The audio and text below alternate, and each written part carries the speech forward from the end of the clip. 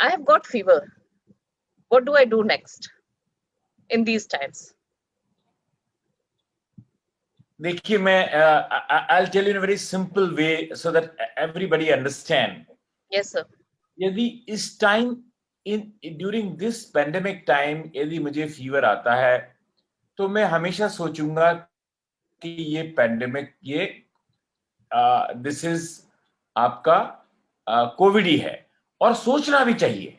यदि I as a good physician, if I am sitting in my clinic and somebody comes with I have got fever for 5 days, rather than thinking of malaria, there are many other causes of fever, but I'll definitely think this is COVID. So I'll ask other related questions which you already know about, what other symptoms are. So other symptoms everybody knows very well. It is coming in the media day in day out. So I will presume that this is COVID.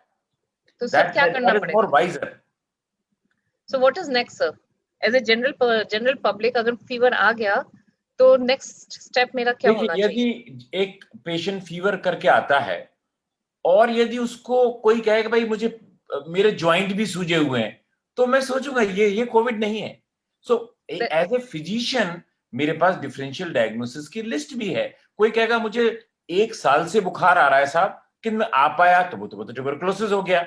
So basically यदि short fever है, 5-6 दिन का fever है, साथ में body एक है और सिम्टम्स हैं, थ्रोट है, नोज है, लॉस ऑफ टेस्ट है, डायरिया है, तो मैं सोचूंगा कोविड हो सकता है. तो फिर नेक्स्ट स्टेप क्या करूंगा? नेक्स्ट स्टेप मैं कहूंगा suspected COVID. So I write on the piece of paper suspected COVID. मैं ज्यादा टेस्ट नहीं कराऊंगा. मैं 80 साल का हूं, अब आप मुझसे बोल रहे हैं 80 साल का हूं, मैं गंगाराम में जाके टेस्ट कराऊंगा. ये नहीं कि उसको आप कहो कि नहीं साहब मैं टेस्ट के बिना आपको दवाई नहीं दूंगा. आप तो प्रिज्यूम करिए कि ये कोविड है, और उसकी दवाई जो हम सबको मालूम है वो दवाइयां स्टार्ट की जाती हैं. सबको मालूम है कि कोई इसकी दवा तो नहीं है, बट सपोर्टिव ट्रीटमेंट है.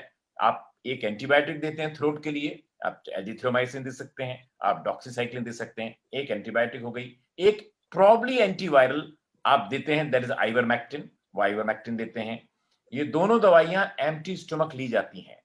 तीसरी चीज है कि आपको 3 विटामिन देने हैं, वो आपको मालूम है. तो हम क्या करते हैं, जैसे ही एक पेशेंट आता है, एक स्टैंडर्ड प्रिस्क्रिप्शन है, ये दे दिया आपने कि आपने एक एंटीबायोटिक दे दी या डॉक्सीसाइक्लिन या एजिथ्रोमाइसिन. चॉइसेस डिपेंड कई चीजों पे करता है.